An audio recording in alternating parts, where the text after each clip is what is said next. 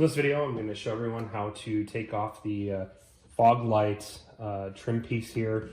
What was interesting to me is online there's not a whole lot of videos that show how it's done. So I found a technique that worked for me. Hopefully it works for you as you're trying to take it off. The first thing that you should know about the fog light, there's two different recesses in here that kind of hold this into place. So you're not going to be able to really pull from this side outwards, because there's two things that slide in there. So the piece kind of goes in, slides in, and then pops in. So what I do instead is there's a couple of pins on the top here, or a couple of things that you can push on the top here that you pull out, which then pops the trim piece out. So there's one right here, and there's one right here. And what I'll do is I'll pull these down, pop them out like that, pull this out like that, and pop it out. And then I can pop the bottom out. Then I can slide out that piece, and you'll see clip, clip, clip. And then these are the two things that kind of slide into the side of the bumper. And then there's two retaining clips right here. So as long as you start here, pull those down, then you can pull it out this way, and then you can slide the rest out. So I'll repeat on the other side.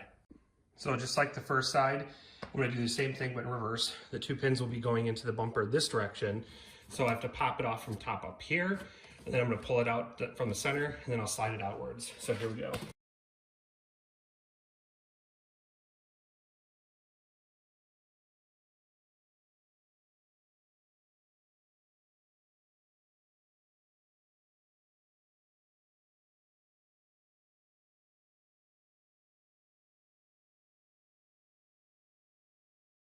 Came out.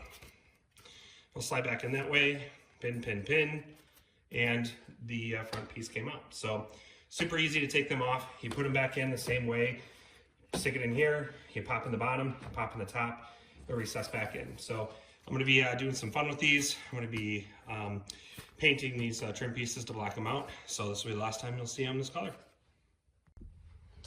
So after giving the paint a little bit of time to dry here, you'll see that I have everything kind of completed on this part here.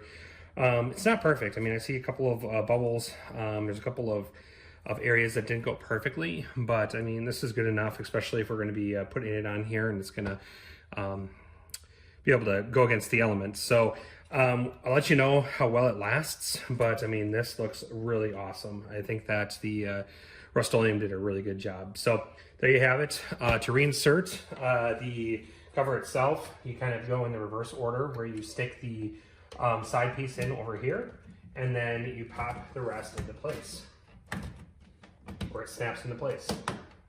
Snap into place. There you go. That side's done. Now going on the second side, just to kind of show the replacements again. This side I think turned out pretty good too with the Rust-Oleum paint that I picked. Again, there's a couple of little dings. I may have to figure out a way to maybe touch up some of it, but the paint is still in the gaseous state, even though it takes like 48 hours to dry. So I expect it to become a much more tougher enamel and not be as susceptible to some of the chipping.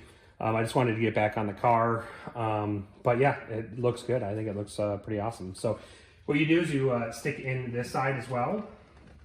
Stick it in that side first, put it in the area that you want to go, and then it should pop into place.